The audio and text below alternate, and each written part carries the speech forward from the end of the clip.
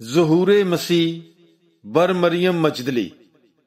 مقدس یوحنا کی انجیل 20 باب 11 تا 18 آیات تک۔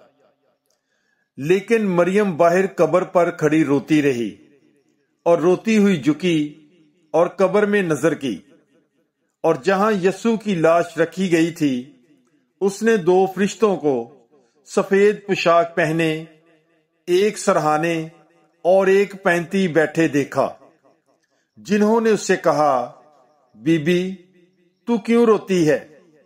اس نے ان سے کہا، اس لیے کہ وہ میرے خداوند کو اٹھا لے گئے ہیں، اور میں نہیں جانتی کہ انہوں نے اسے کہاں رکھا ہے۔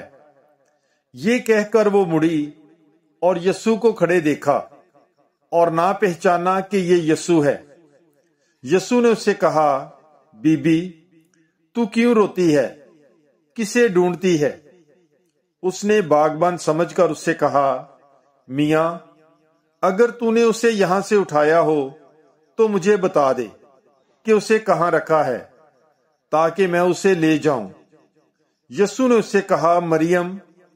اس نے اس کی طرف پھر کر عبرانی زبان میں کہا، ربونی، اے استاد۔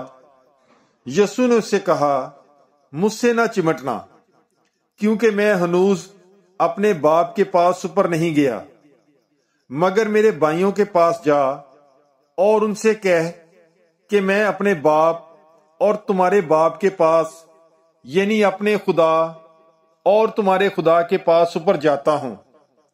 مریم مجدلی نے آ کر شاگردوں کو خبر دی کہ میں نے خداوند کو دیکھا ہے، اور اس نے مجھ سے یہ باتیں کہی ہیں۔